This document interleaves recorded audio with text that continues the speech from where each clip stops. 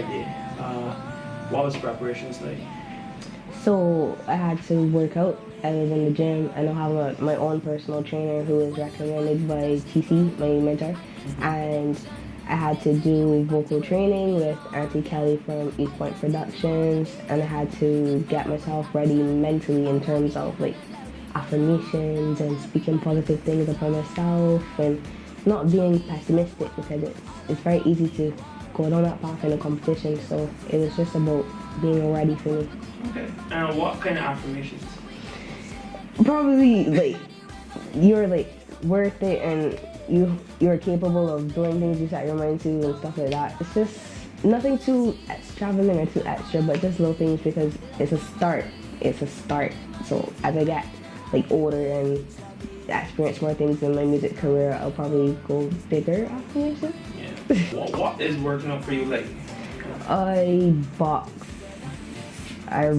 Yes. I've been punching a bag for like 5 or 6 weeks now, and I also do this thing called insanity. It's probably like known to like older people. I'm not sure, but it's like some workout by this guy named Sean, and it's literally insane. I was dying on day one, but then I knew I wanted to get better. I knew my physical state had to be up, so I kept pushing, I kept persevering, and it really prepared me because I had way more energy to utilize on stage. There wasn't necessarily any pressure from, let's say, outsiders or my mom or my family, but I'd say I gave myself pressure because I knew I wanted to go after repeating or making myself and my performance better than last year's Party Nice Again winning performance. So I'd say I was the one that gave myself loads of pressure, especially the moment right before my name was called to the one stage.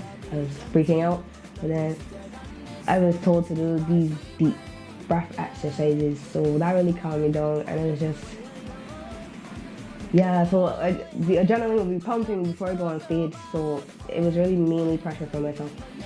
So talk to me a bit about the presentation and how you guys prepared for that.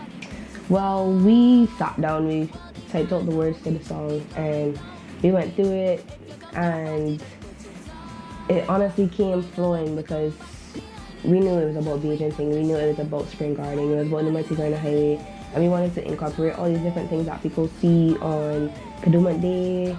Like when tourists come in, they'll be seeing a snow cone cart, they'll be seeing a tug band, they'll be seeing Madasali. Not necessarily still men, but still it's a Beijing thing. So we wanted to pull all these different characters, all these different vibes and energy that we get on the day and put it into one performance.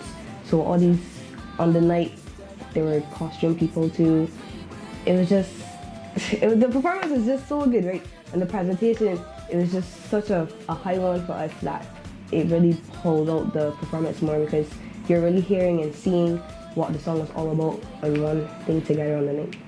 Honestly, when they called out the 5th to 8th and we were all on stage, I was like, oh, this is how we're doing it.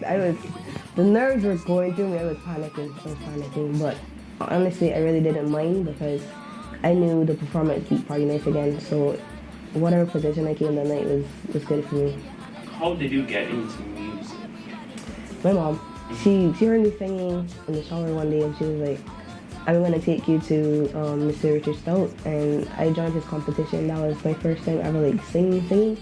So I started out singing R&B and ballads and pop and stuff like that. So I'm kind of versatile in genres and like, yeah. Yeah, that's how it started. At what age? 8 or 9. Okay, so the first time it was different from last year and this year because I was singing calypso. I started singing, I was trained for that section by Corinne Clark, and we wrote a song alongside Trinity which was called Stop the Violence.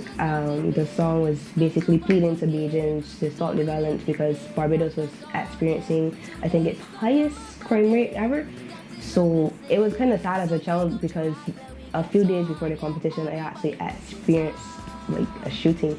I was almost caught up in it. So I'm grateful to be here today. But the song, I had to work on my phrasing because commentary has this particular phrasing and I wasn't technically getting it.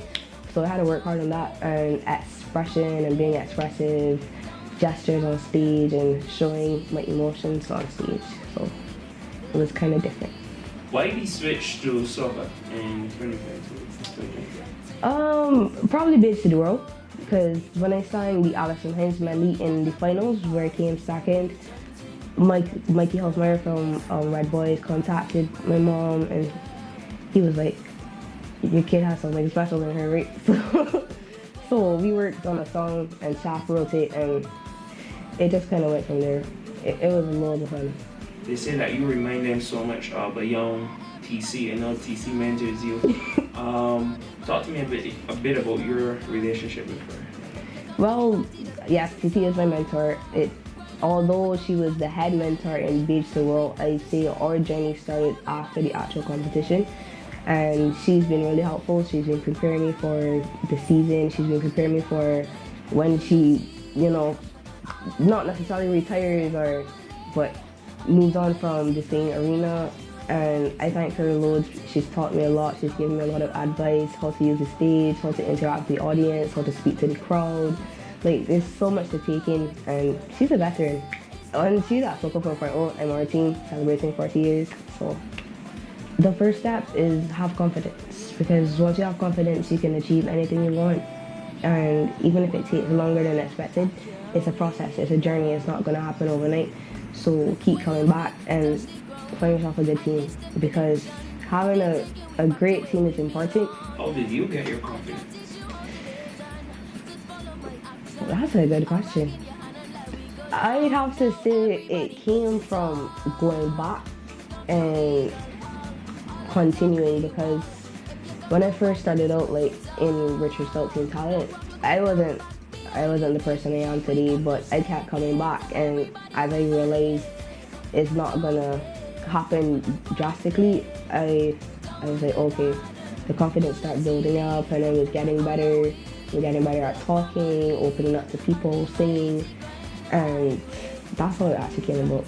I want to thank my family, I want to thank my friends, I want to thank my supporters, people who I don't even know, but you guys are supporting me. I want to thank all my sponsors who would have contributed to Saturday as well.